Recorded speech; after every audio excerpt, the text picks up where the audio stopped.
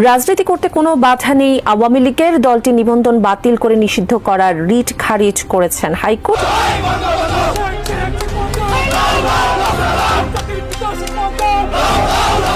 Doctor ইউনুসকে একটি চিঠি লিখেছেন জাতিসংঘ মহাসচিব আন্তোনিও গুতেরেস। প্রধান উপদেষ্টা ডক্টর মোহাম্মদ ইউনুসকে চিঠি লিখেছেন জাতিসংঘ মহাসচিব আন্তোনিও গুতেরেস। ডক্টর ইউনুসকে উকিল নোটিশ পাঠালেন, এরপর কি মামলা আসছে? জাতিসংঘ যে ইউনুসের বিরুদ্ধে আজকাল মুখ খুলছে, আজকাল যে বলছে ফ্রি ফেয়ার অ্যান্ড ইনক্লুসিভ ইলেকশনের কথা, তার মানে আওয়ামী লীগকে নিয়ে ইলেকশনের কথা কেন বলছে? শেষ মুহূর্তে আওয়ামী লীগের উপরে যে নিষেধাজ্ঞা জারি করা হয়েছে সেই নিষেধাজ্ঞা তুলে নেওয়া হতে পারে, নির্বাচন কমিশন তাদের নিবন্ধন ফিরিয়ে দিতে পারে, আন্তর্জাতিক চাপে দৃশ্যপট পাল্টে যেতে পারে যখন মনে করা হচ্ছে। সম্প্রতি ডক্টর মোহাম্মদ ইউনুস এবং এই যে উপদেষ্টা পরিষদ বৈধতা এবং অবৈধতা যাচাই করার জন্য আন্তর্জাতিক আদালতে চ্যালেঞ্জ করেছে। ব্রেকিং নিউজ, এবার বাংলাদেশের সর্ববৃহৎ রাজনৈতিক দল আওয়ামী লীগকে নিষিদ্ধ করে একের পর এক চাপের মুখে অন্তর্বর্তীকালীন সরকার ডক্টর মোহাম্মদ ইউনুস, বিশেষ করে জাতিসংঘের মহাসচিব অ্যান্তোনিও গুতেরেস ডক্টর মোহাম্মদ ইউনুসকে হুঁশিয়ারি বার্তা দিয়ে একটি চিঠি পাঠিয়েছে।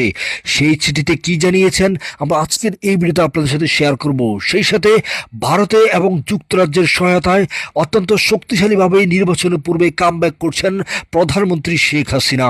প্রিয় দর্শক, গোপন সূত্রে আজকের এই ভিডিওতে আপনাদেরকে বেশ কয়েকটি তথ্য শেয়ার করব।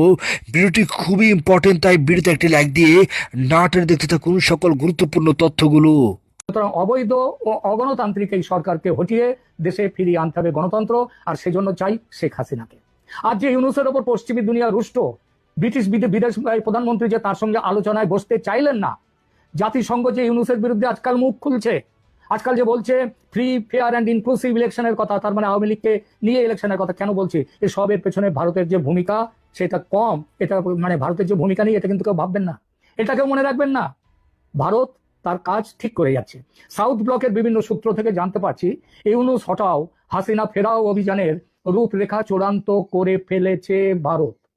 বাংলাদেশের কিছু সংগঠন ও ব্যক্তি এই পরিকল্পনার অঙ্গ অবশ্যই, এবং শেখ হাসিনা তিনিও এই পরিকল্পনা চূড়ান্ত করার যে প্রক্রিয়া, সেই প্রক্রিয়ায় তিনি সক্রিয়ভাবে যুক্ত। কিভাবে হটানো হবে ইউনুসকে বলা হচ্ছে তো কথাটা, কিন্তু হটানোটা হবে কিভাবে সেটা খুবই গোপন এখনো পর্যন্ত। অন্তত আমি সেই খবর এখনো পাইনি। কোন পদ্ধতি, সেই পদ্ধতির কথা এখনো জানতে পারিনি বটে।